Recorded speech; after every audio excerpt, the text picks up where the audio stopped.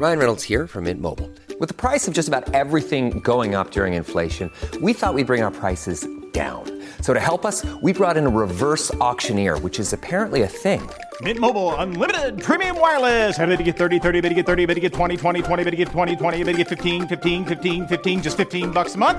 Sold! Give it a try at mintmobile.com/switch. $45 upfront payment equivalent to $15 per month. New customers on first 3-month plan only. Taxes and fees extra. Speed slower above 40 gigabytes. See detail. Welcome to Good Morning Hospitality, your one-stop shop for the latest news, noteworthy trends, and thought-provoking discussions across the industry. From hotels to short-term rentals to all things travel and hospitality, you'll find each episode equips you with the information that you need to start your week. Join us on Good Morning Hospitality every Wednesday, wherever you get your podcasts.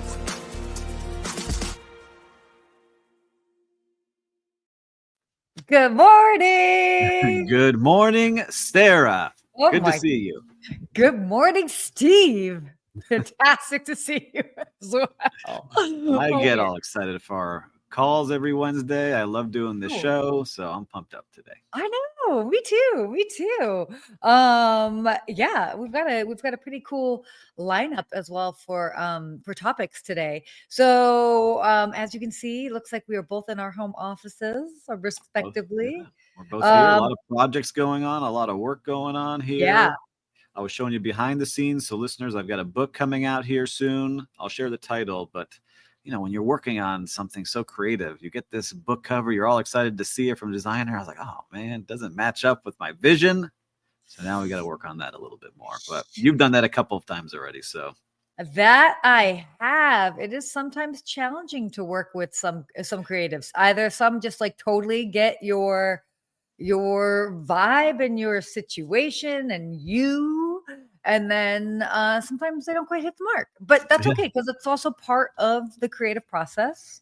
So keep whittling it down until you get something that matches. So, and I always say too, in sometimes these instances where maybe it didn't turn out exactly like you hoped, sometimes it like sparks an idea that you hadn't even thought of, and you're like, oh, not quite the direction. Ooh, but I do like this, so maybe we can do XYZ. So all part of the process. Yes, we're going to get there. And I'm excited to share it with all you listeners and viewers. It'll be fun to hopefully get it done by the end of the year is the goal. So you can start off 2025 with some great advice out there in the world of hospitality.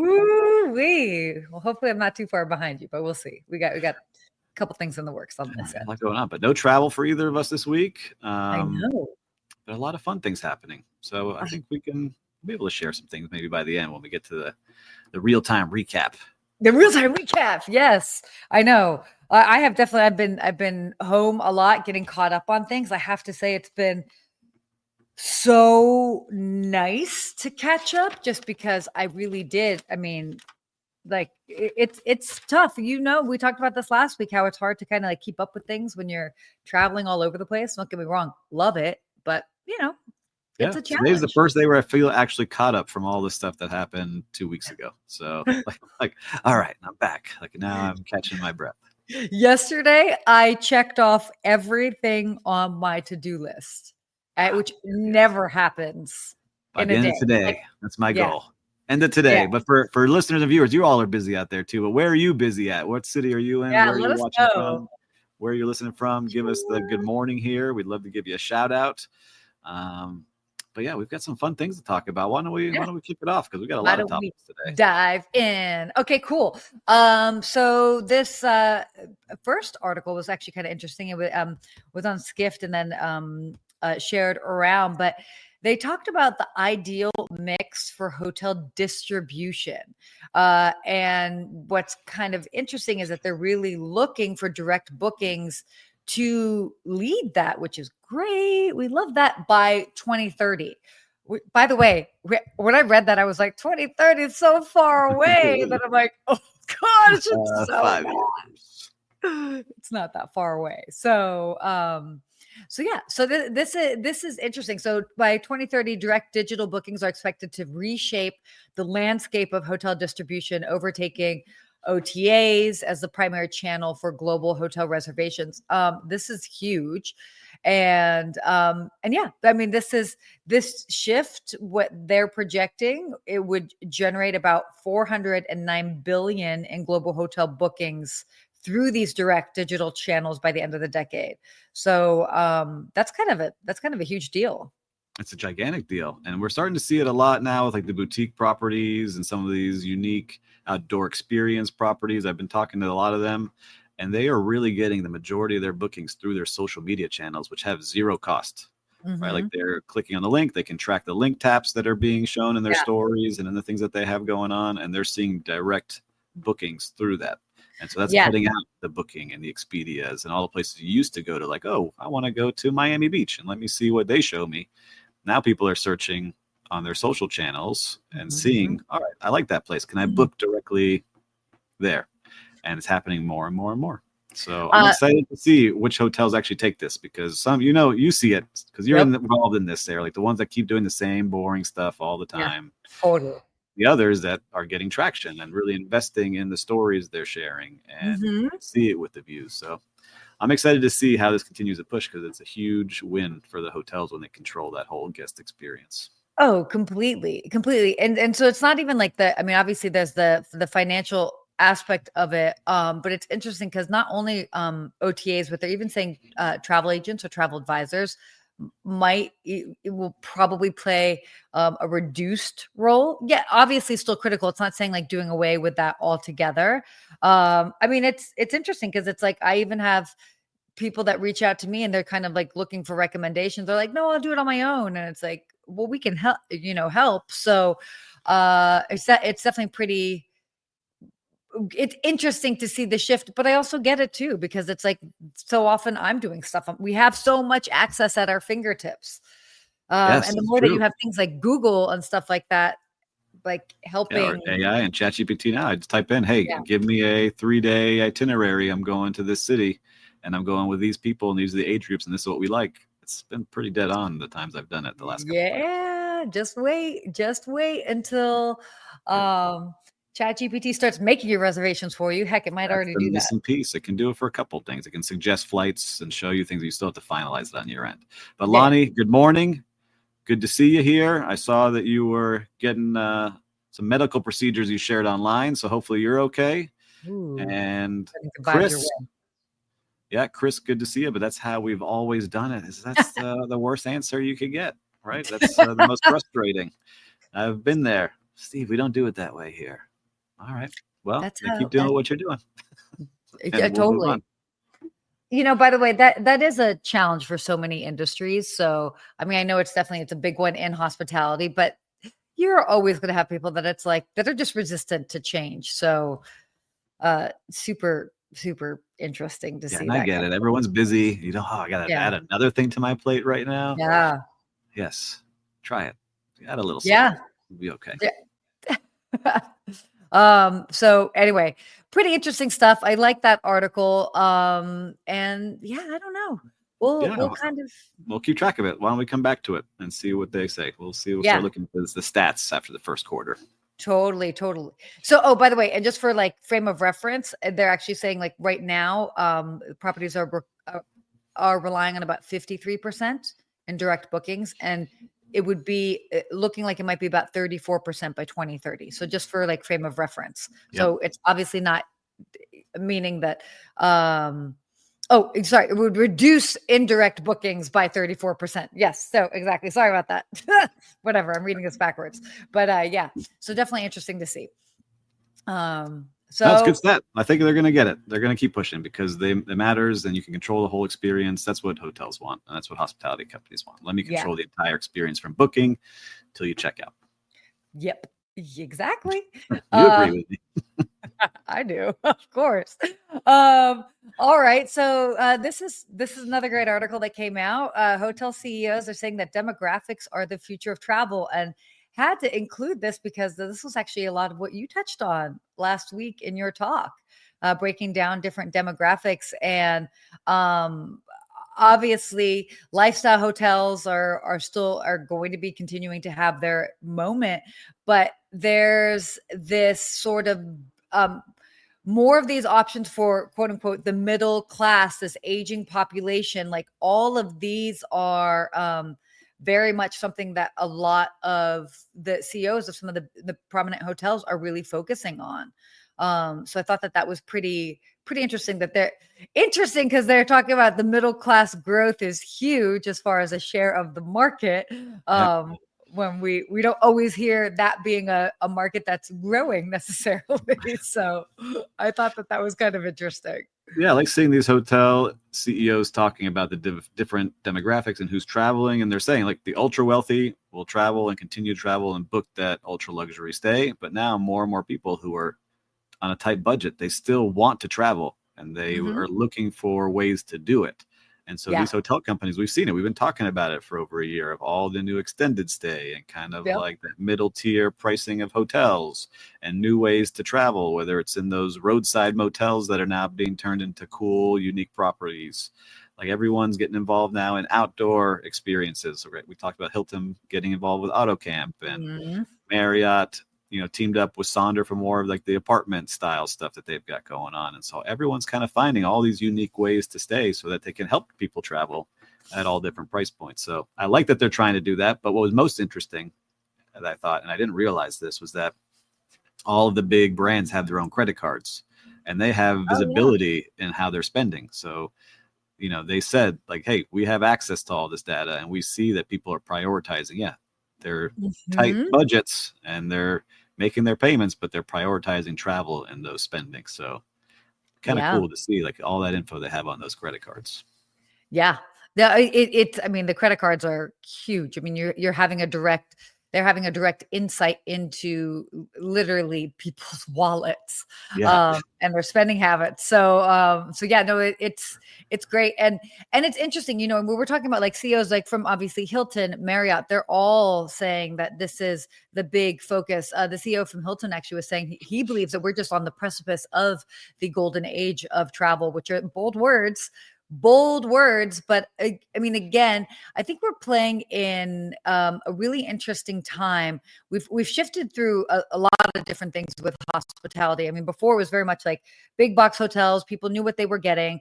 Then, Airbnb in the home rental space, that was a giant shakeup, which, as a hotelier, I loved because I was like, look, you're adding more options to the travel pie.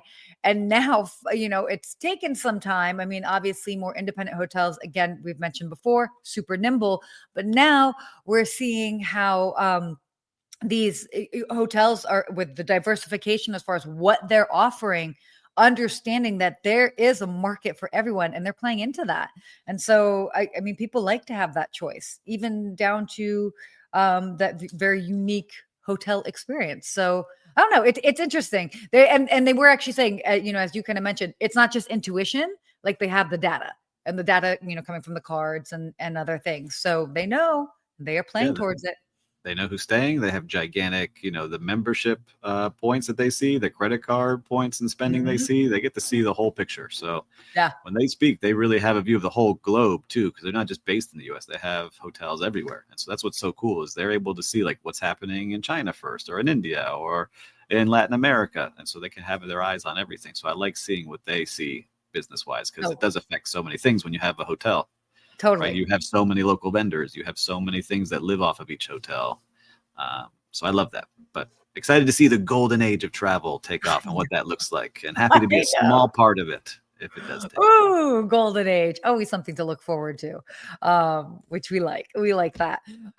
Okay, let's talk about what's happening. We're talking about the golden age of travel. Some other big things that are changing just in the travel industry altogether.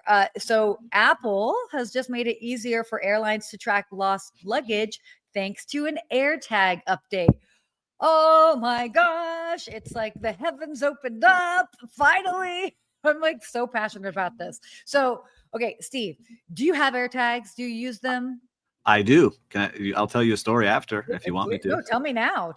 So when we were traveling to San Diego and flying back, I was in boarding group 9, and they said, passengers, don't advertise that. Okay, group 9. I didn't book my own ticket. The conference did. They put me at group 9, and they said, if you have carry-on luggage, you will not be able to carry it on. You're gonna have to check it.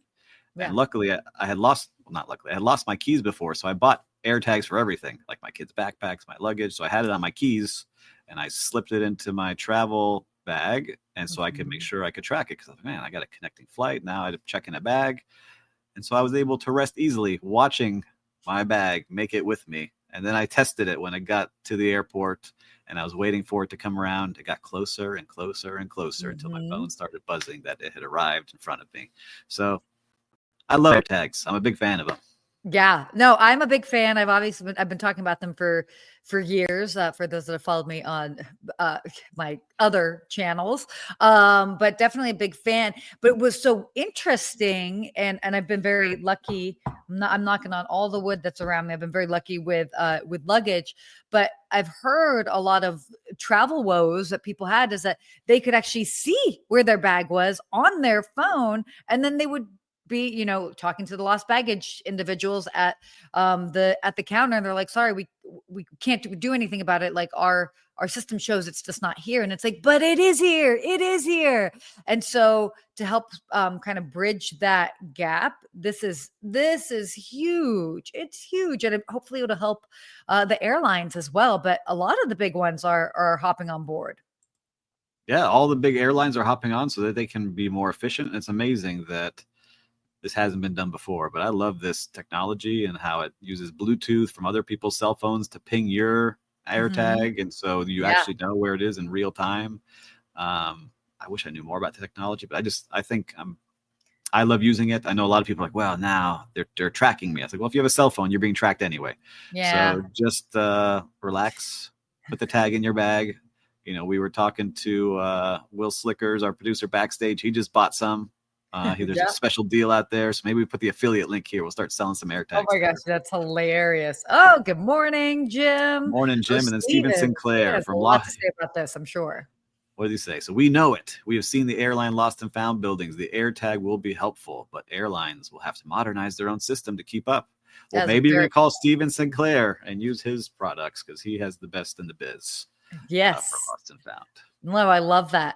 I mean, this is going to be such a cool feature. And, again, we're going to be seeing this more and more rolling out into next year. And for listeners too, if you have an AirTag, give us a thumbs up. I want to see if you've got, I was trying to get something to pop up on my screen. Can I get it? Whoa. Oh, we got fireworks over there. Let's go. So if you got AirTags, give us a thumbs up here in the comments. We'd love to see how many people are actually using it in their day-to-day. AirTags. So I was saying this actually behind the scenes, but I do find it pretty funny. So I have them in all my bags, and I had a handle of a suitcase break a couple of weeks ago, and so I had to trash it because there was like no fixing it. And of course I did a whole sweep of the bag, but I guess I didn't find the AirTag that was in it. And so all of a sudden I'm tracking. Actually, when I was in Asia, I was like tracking my bags and stuff. I was like, wait, what's this random suitcase? It's not at home, but it's like, it's in where is this suitcase? I'm like, oh, it's up in Santa Clarita. I'm like, okay. So you can see there's this like suitcase that's all the way up here still to this day. Still working. I'm like, did somebody take my suitcase? Is that at somebody's home? So I like zoom in, and it is in a garbage dump, guys. I think you should go find it. See what you see over there. I'd be like, hey guys, my old suitcase. And by the way, it's been tracking like that for at least like 8 weeks now. And I was debating on like disconnecting it, but now I'm like, I just want to track it. See how long it lasts. Yeah. Yeah. Totally. Kristen, they are a must with his camera gear. 100%. Sure. That is a huge, huge thing. So yeah, I mean, AirTags, it's kind of fun. What was funny, we also even put one on my mom's dog to just like keep track too, because you can actually get I mean, there are a lot of different uses for AirTags. And so it's always funny. And then I'll get the notification when I go visit. It's like, this AirTag is traveling with you. And I'm like, sure is. It's the dog. We're about to get a dog, so that's a good idea too. There you go. Mhm. Whoa. We're just dropping all sorts of All big things in the life happening here at the personal Turcotte life world. bombs, not bombs, but you know what I mean. Jim, what did Jim say here? Santa Clarita, where broken suitcases go to die. Oh Rest in my peace, God. Sarah's suitcase. I know. Oh, such a shame. I like the color of it too, but it's okay. Get a new one. Well, Jim, Um, I don't see Aer Lingus on here. They got to start working with AirTags here. So we'll see. Come on, I'm guys. sure it'll Chop, be on chop. there soon. Let's Chop, get it chop. done. All right. So more things in travel. I love this. Have you heard of check-in chicken? No, but I like it. Let's see what we're going. Let's see. Is it a Okay. meal? Are we So eating something? it is not a meal. It is not a meal. Okay. So the big question right now, this big thing that they're talking about on TikTok is check-in chicken. And it's a boarding hack. And does it really work or not? So as you can guess by the title, check-in chicken, what people are doing, and this is more so for individuals that might be doing, a more of a main cabin or a lower priority seat. And that's not exactly the wording that I want to use for that, but you get what I'm saying. You mean boarding group number 9? Is that what you're saying? Yeah. For people that are in boarding group number 9, like Steve, Yeah. what they end up doing is they wait to check in just a few hours before their flight, hoping that because they weren't able to actually choose their seat, hoping that when they go to check in, that the number of bad seats are all taken and that they will actually get an upgrade because that's one of the last seats that's still available. So there are people on TikTok that are saying, your face right now, Steve, is hilarious. There are people on TikTok saying that like 9 times out of 10, they're getting an upgrade because they're waiting till the last minute to check in. Yeah, I don't know about that. Yeah, it's I get it. It reminds me of that quote from Anchorman where he says 60% of the time it works every time, right? And so it's like, all right, I guess I'm a single traveler and I'm willing to take a risk.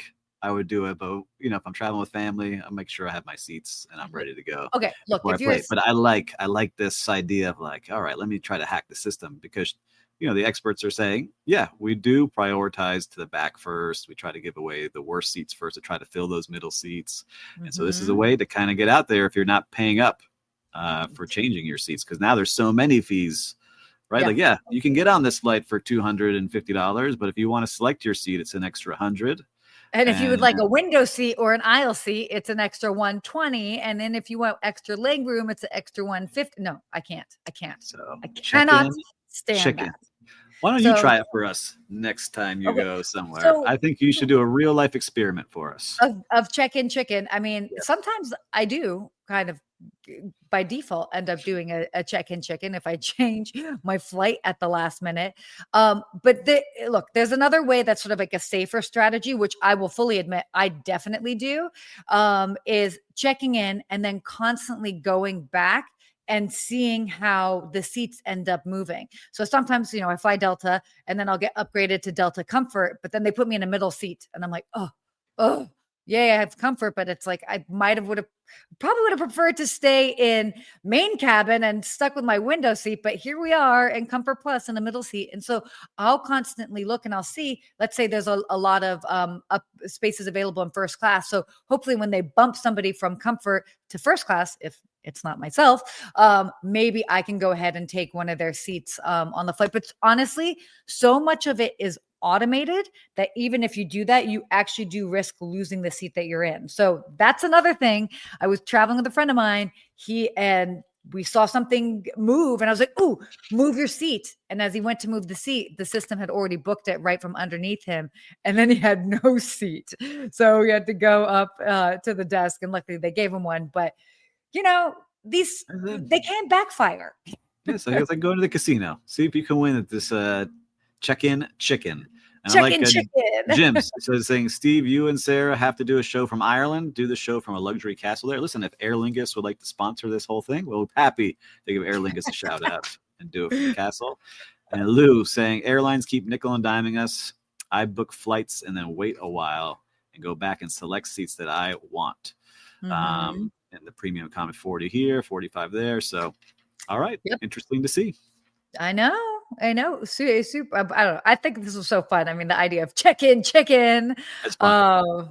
But They should it's have it though. I saw someone, I think it might have been our friend Miss Stick a Fork in Me mm-hmm. post. I think one of her comments was like they should have a raffle, like a way to like everyone puts in $10 for a first class seat, and then only one person gets it at the airline, and they announce it before you board. I would love to see something like that. I would do that every day for a chance like to win a a first class raffle. So seat. then they're making money on the upgrade as opposed to just give it. Fascinating. I mean, Or like I would bet $20, right, if I had a chance at winning a first class seat, and maybe 100 people are doing that, so it pays for the $2,000 seat, and someone gets it. Oh, and then to take it a step further, so it's not necessarily totally a wash. That $20 goes to like in-flight credit for like food or something like that, or beverage. Or I wouldn't mind losing it if I had the chance. Like I knew equally I would do that. Yeah, so you see, Liv would do it too. Like, I wouldn't mind. Like, let me just put in my 20 here. Let me put it on the table. Let's see where this gets me. Right? We are not out here promoting gambling in everyday life. No, you know where I got this idea from too, because I saw her talk about it. So Yeah. you're gonna laugh. So during the pandemic, I got back into buying basketball cards. I have a collection of cards, sports cards, and it's called breaking. So some of these packs are hundreds and hundreds of dollars, and people can't afford to buy them. So a group of people will get together and say, "I'm putting $20 in, and I want to get, this team's card, whatever shows up." And so if you don't get that team that show up in that pack, you don't get anything, but the other people get something. So it gets you access to getting into something that maybe you couldn't afford full price. Oh my God. Jim, especially on flights to Vegas. Yeah, all the tickets like that. We're going to start a new program here. Oh my gosh, this is crazy. Wow, we've got some creative peoples on today. It's not gambling, it's just donating. Yeah, we're paying for something that we might have a chance to get. All right. Let us know. We're happy to do it. I'll do it. Oh I'll my God. This is great. Drop that in. All right. Let's talk about our real-time recap. What have you seen out there in the streets of hospitality? So in the streets of hospitality, I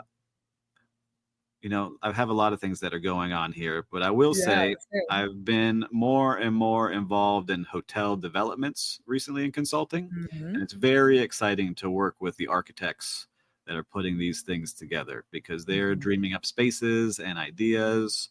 And it's so funny because one of the architects I was talking to said, I create this space and this is how I envision it being used. But then once it's open to the world, guests use it a completely different way that I had never even imagined. So just a shout out to all the people that are creating these awesome spaces we get to travel and visit to. I now have a kind of an eye on one of these big projects, and it's just fun to see it take creation from the start. So anyhow, that's my shout out to the people creating the places and spaces that we all love going to. But, and it's interesting because I'm sure there might be a little bit of a like, I was hoping the space would be used in XYZ way. But at the end of the day, like it's going to take a life of its own, which is kind of cool and creative. And we see this, by the way, also happen with hospitality tech. People design something for that's like a tech piece that's going to do XYZ. And then once it's out in the real world and practice, they're finding that more people are using it for something else. And so then they end up double downing on that. And that's how the product grows. So yeah, that's really fascinating. It's fun because I'm doing that now for the glamping project I've been working on for a year and a half. Now we're talking to engineers and designers, and they're convincing me not to do certain things. I'm like, I didn't think about that. In my head, it would work this way. No, it won't. I was like, okay. So anyhow, I love that. Yeah. Love that. Well, I'm going to do a shout out to a very specific property. The One Hotel right here in West Hollywood. I was over there a couple days ago, and I have to say, and actually almost ties into what you were saying, is that obviously like the lobby area is cool and all that, but I mean, it is a vibe over there. It is so cool. And they've fully embraced catering to the work from home crowd, the people that don't have offices to go to. And every single time I go there, all of the couches, the entire seating area is taken up by people that are there working, and they've got their cafe open all day long. People are ordering smoothies, this, that, whatever. And I love seeing it. Every time I'm there, I'm like, man, I need to come here more often. This is just such a comfortable, cool space. So it's not necessarily new in that sense, but it's always that reminder of like what you can be doing if you create that environment. I mean, they're making money in their lobby just because they created a comfortable space to hang out in versus other lobbies that I see that are fine. Oh, It yes. ends up being a waiting area, but they're not making any revenue from that. It's very different. So big shout out to my friends over at the One Hotel, Raul, among others, in West Hollywood. Chef Ginger Pierce, she's amazing also. The culinary director there. So love what they're doing. Oh, and I also love that they have their little like fruit basket. Like I was there Out front, and the farm stand. yeah, I just talked about that. really, Remember in this talk I yeah, was given? So yeah, yeah, beautiful. exactly. By the way, I totally had an apple that was like pink on the inside. I was like, what is this? This is so Ooh, cool. How fancy. fun. So I have a redo. I have a redo after you finish. oh yeah, okay. I'm finished. Redo ahead. Go So away. it was my anniversary for my wedding anniversary this past weekend. And my wife and I went to the Carolina Wellness Resort here in Miami Beach. I had never stayed there, but we had a 4-hour experience in their spa, which was like life-changing of all the Yeah. things going on in there. And then the rooms were fantastic, but their entire team was just ultra nice. And they gave us so many nice little perks and things like that. That was just really enjoyable. So if you have the chance and you want to feel recharged, we got cryo, we got frozen in their cryo chamber. We then went into their salt chamber and got salted. We got charged in their electric room to get energized with negative ions into a nice massage, Love back that. into a meditation pod that you were floating in. Man, I've never had anything like that before. So if you have the chance, make sure to check it out. What a great way to celebrate and unplug. Yeah, and then go home. It was the first time where we were laughing. Usually we go party hard on our anniversary, and then you have to go home the next day, and you got the kids, and you have all this thing to do. We went home like, let's go, we're ready, we're Oh my charged gosh, up. I love that. Well, happy anniversary. And I love that you were able to kind of celebrate that and make it like a full Matrix Steve Lou. That's how I felt. I felt like Matrix, especially in the electricity room. They're like, no metals or phone in here. They may explode. So I think it worked. I don't know. I felt good. I think it worked. That's amazing though. Hey, there's a lot of great options out there. I love that. That's so cool. Yeah, so I had to give another shout out. Thank you. Very Thank you for nice. letting me have a redo. Okay. Yeah, you can have all the redos you want. Okay, our hospitality quote. Do we have this ready to come up on the board here, or do I need to Oh, there it Oh. is. Okay, the great advantage of a hotel is that it's a refuge from home life by George Bernard Shaw. I like that. You were just talking about it. Why you go to I the one was. hotel to go have a different scene and be a part of something that's completely different. Yeah. True. Every time I walk into one, I feel like, especially the one that you walk into, they all have different vibes and different scenes, and you can feel like, all right, this is the kind of life I want to lead today. Let me walk into this hotel and work from here today, or It's hang out so here cool. and grab a coffee. Yeah, exactly. It's amazing. I mean, like, that's a really a great way to shift things up is just to go have a coffee somewhere. But love that. You never And know I- who you're going to meet, especially in This- these places. I meet so many fun and unique people every time I do it. That is actually the biggest thing that I miss from working in hotels and being I would meet so many cool people. And so now I work from home more often than not. And every so often I'm like, man, it would be kind of cool to be out and about. But yeah, it just depends. But definitely take advantage if you have a property and you are not fully utilizing your common areas as creating an area that people want to come and hang out in or do work in, you're missing out. Look into that. We wanted to create a lobby, right? That's where everyone used to hang out, in the lobby. All the lobbyists used to Yes. talk and try to push things. Exactly. anyhow, At the we can talk Willard hotel history of that. Intercontinental. Oh my gosh, I love this. What did Chris said? Wait. Oh, okay, perfect. Yeah. Good quote, unless it was like a place where he recently stayed where the shower felt like a box. Yeah, maybe not, but maybe they had a cool lobby and you could hang out in there. I know, that's Or a funny. cool rooftop. And Lou, I now it is only us cool folks online. That is not true, Lou. We meet in person. Come see us. We host Yeah, events this and is do all true. these fun things. I Let's do will it probably together see you first. next year, Lou. I will probably see you next year at a couple of travel and adventure shows. So we'll That's true. keep you posted on that. All right. Well, great show. Are we gonging right. out? I'm trying to figure Yeah. out our sign off. I'm gonging out, everyone. Have a great week. Oh my gosh, gone out.